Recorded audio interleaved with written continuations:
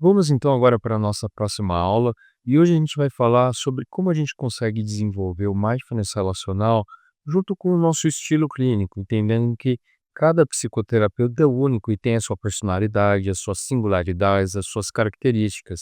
E é preciso que a gente encontre essa autenticidade, essa espontaneidade, de maneira a gente conseguir aplicar da maneira correta o mindfulness relacional.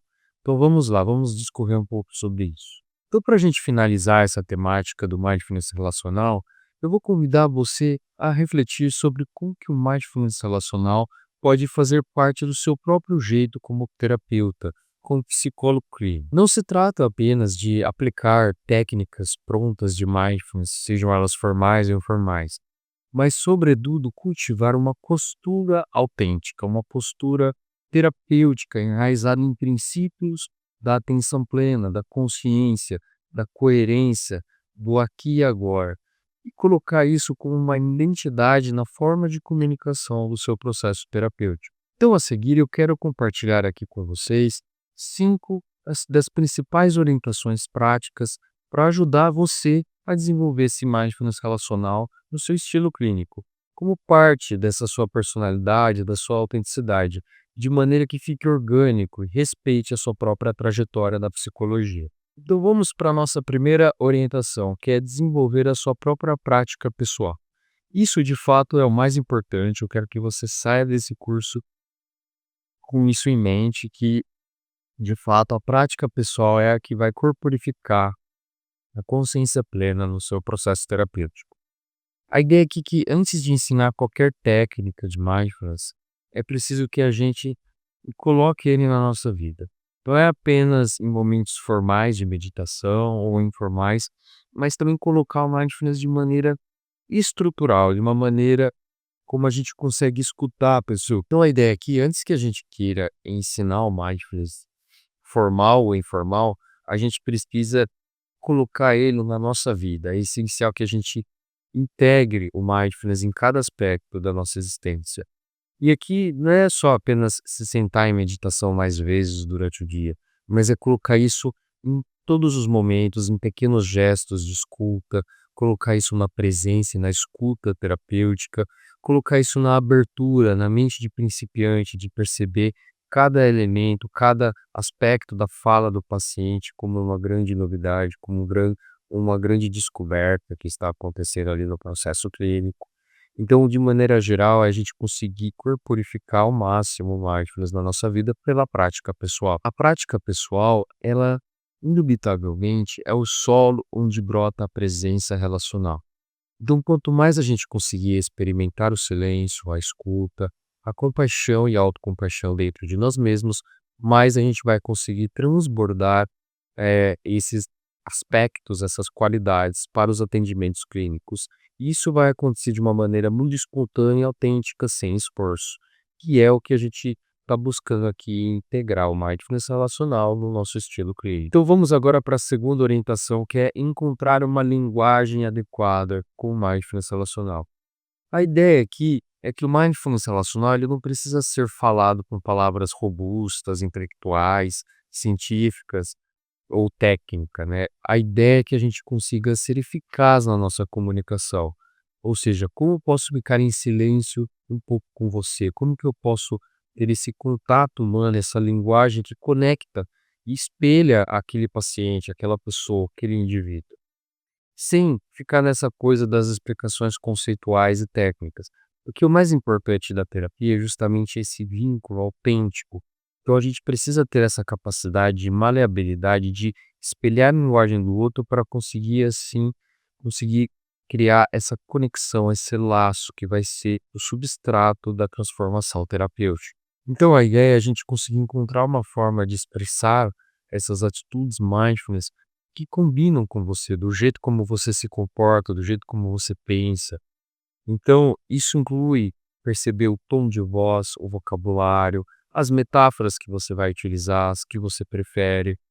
Tudo isso comunica o modo como a gente se relaciona com presença, com integridade, com plenitude. E vamos então agora para a nossa terceira orientação, que é observar a sua tendência automática de intervir. Então aqui é a gente conseguir entender um dos maiores desafios do mindfulness relacional, que é a nossa impulsividade de preencher os espaços, ou a nossa impulsividade em ficar respondendo de maneira automática segundo as nossas histórias, né, segundo a nossa criação, a nossa tradição. Então é preciso que a gente consiga se distanciar desse sujeito social que nós somos também. E a gente conseguir cultivar um lugar mais, eh, alegórico até, um lugar quase que como uma coisa onipresente, uma coisa onisciente, de um lugar em que o psicólogo tem que ocupar, de não ser apenas um ser humano, mas ser um ser humano diferente para aquele indivíduo, um ser humano que não se encontra na sociedade. Então é importante a gente conseguir perceber quais são esses nossos traços, para onde que a gente vai, que a gente pode vacilar, sejam as nossas opiniões políticas, sejam as nossas características que às vezes não tem a ver com aquele laço que a gente está procurando criar com o nosso paciente. Então a ideia é que quando o paciente, por exemplo, faz uma pausa, a gente às vezes tem esses momentos de querer interpretar, comentar, sugerir. Então é conseguir respirar fundo e pensar antes de agir, conseguir ter uma pausa de silêncio consciente para conseguir olhar as possibilidades de intervenção e qual que seriam as intervenções de mindfulness relacional, de comunicação relacional, que seriam mais adequadas para aquele paciente naquele momento, sem ficar nessa responsabilidade que a gente às vezes tem com os nossos amigos e familiares. Então essa pausa ela é fundamental. Ela pode parecer simples, mas a gente conseguir fazer isso sempre na hora certa é difícil.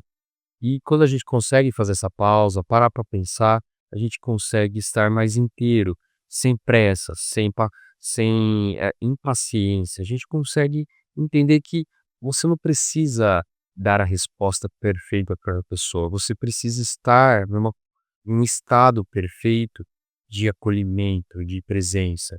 Isso é muito mais importante do que uma narrativa, um conselho,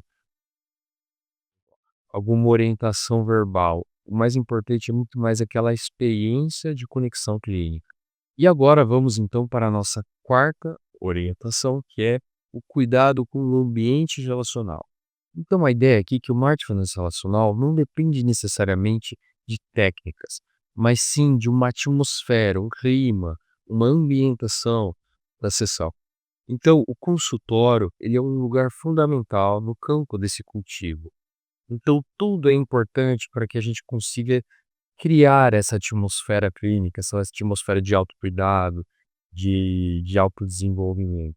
Então é perceber, por exemplo, a iluminação, a disposição das cadeiras, o tempo entre uma sessão e outra, o modo como você percebe um paciente, tudo isso impacta a qualidade da presença, tudo isso representa aquilo que seria o fundamental, que é essa criação desse solo fértil para o tratamento, para a terapia, para o autocuidado, para a compaixão, para a atenção.